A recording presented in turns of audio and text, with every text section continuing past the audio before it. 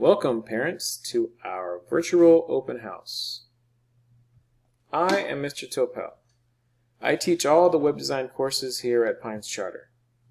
Many of you have met me at previous open houses. I was a web developer for many years before I started teaching here 5 years ago. I can't wait to teach some more real-world skills to the students before I send them out into the world.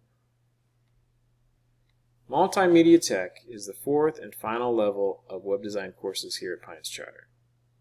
There's only a handful of students in this level, and I can't wait to see them again.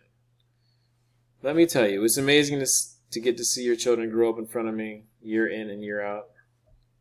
In this class, students will learn some more advanced HTML and CSS. Students will also learn the entire process of creating a working website, from choosing a domain name to selecting a hosting company and so on. They will also get an introduction to SEO, search engine optimization, a very important part of web development. What good is a beautiful website if you can't find it in a search engine? And they will learn some helpful tips and tricks to get their web pages ranked high in a search engine. Students will also do some web programming using JavaScript and PHP, and a little SQL so they can learn how to access information stored in a database. This is an honors course, and because of this, expectations are a little bit higher than they would be in a regular course, naturally. Once we get back to class, we'll get back to using Adobe software. In the meantime, while we're remote learning, I have some alternative software that works on Macs and PCs for the students to use. Students will be given an opportunity to pass an exam to become certified in Adobe Dreamweaver. We were unfortunately not able to have the test last year, and hopefully we will have a little bit more luck this year. Everything students need to know to stay up to date with this class will be posted on Canvas and in Jupyter Ed.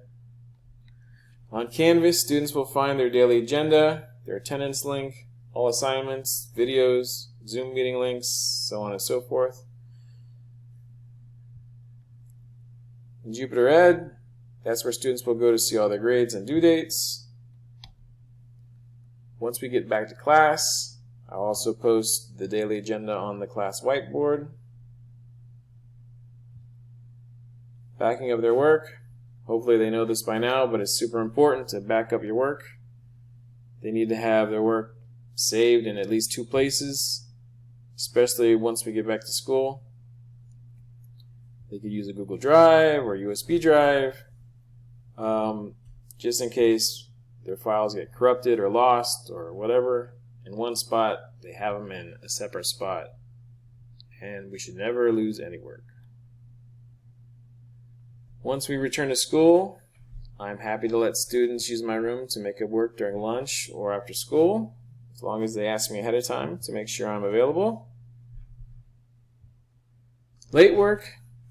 Now during the remote learning, I'm going to be super lenient with late work, but my late work policy is usually like this.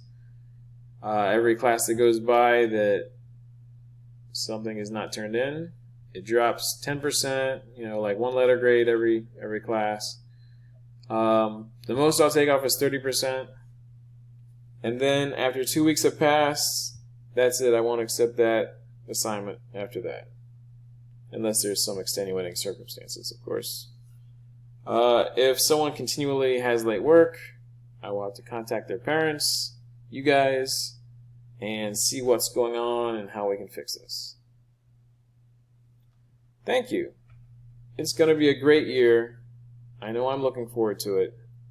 If anybody has any questions or concerns, they can message me through Jupyter Ed or send me an email. Thanks.